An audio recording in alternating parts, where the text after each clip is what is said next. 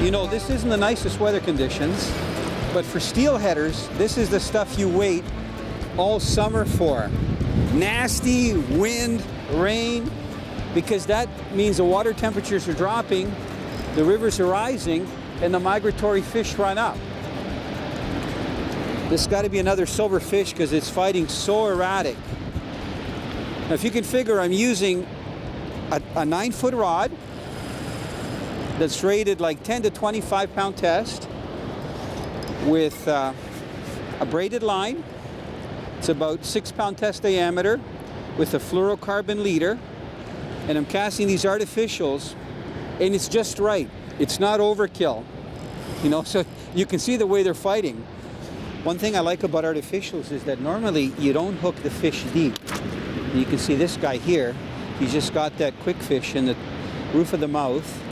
This basket net is so nice. He's nice and calm. It's going to release the line tension. And because I'm not creating like a loop, it's going to move this rock out of the way. He should be fine there. Doesn't that Kwik Fish look kind of neat? I don't know what they really think it is because it's got such an erratic action. But boy, they love to hit it. And they gently just squeeze down. And again, I forgot my pliers. Back on my rock. But he's just tagged on. As long as he doesn't head shake, I'll be okay. Look at that. Oh, we almost went out of the net. Beautiful silver female. That fish is probably about 4 pounds. I'd say 21 inches long. And watch this. It's just going to be right back into the river.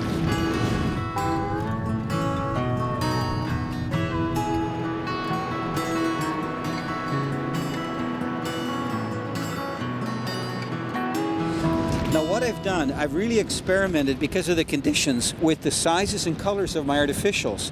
So primarily I'm using spinners, and they're Vibrexes anywhere from number 3 to about a number 4, and also Kwik Fish. Now you can see that I am prepared. The reason I've got so many is because over the last 38 years, trust me, these are a proven lure.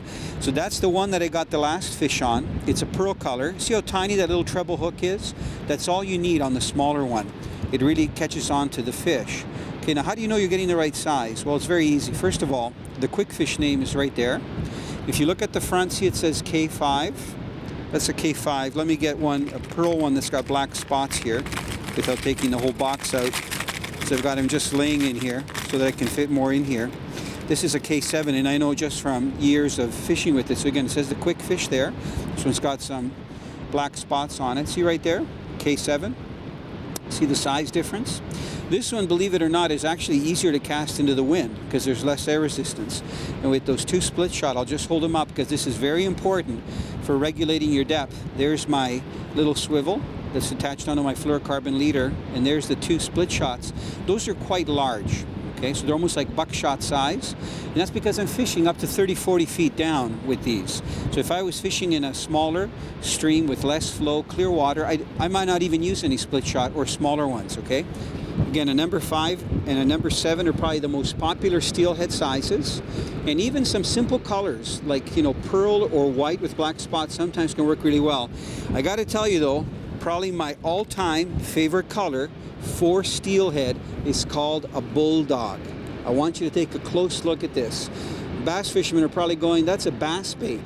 I don't know. In clear water, I've caught more big steelhead on a K7 bullfrog color Kwik Fish, and that's it there.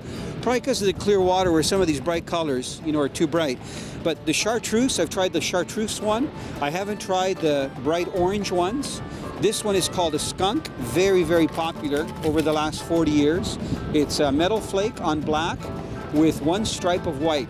And in clear water, that's a really good producer. Okay, so I have a good selection of Kwik Fish, a good selection of Vibrex spinners.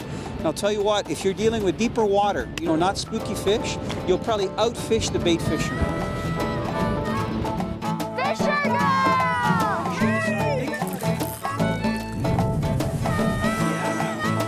Gotta have pink! You know, parents come up to me very often and ask me what kind of outfit they should get their children to fish with. Well, if they're little girls that are going out fishing, a really good outfit to choose is called a mermaid, and I'm holding it in my hand right here. It's 6 feet long, and it's two-piece. It comes apart right there. It's got ceramic guides, and the nice thing about this outfit is really light. It's got PVC foam grips, which even when it gets wet, they're easy to hold. And the reel is actually a light action reel for the length of the rod. So it's very light to cast and to reel in. And if the kids you want to use different weights of lines, it's got an easy pop-off spool. Just by depressing that little star mechanism in the center, the spool pops off. And if they hook a large fish and you teach them how to use a drag, they can adjust the drag by letting some line out, loosening it, or tightening it just by turning the drag that's at the back. And if they prefer left or right-hand retrieve, you can switch it around. So this is a really nice outfit for kids that are anywhere from about, I'd say 6 to even 12, 14 years of age.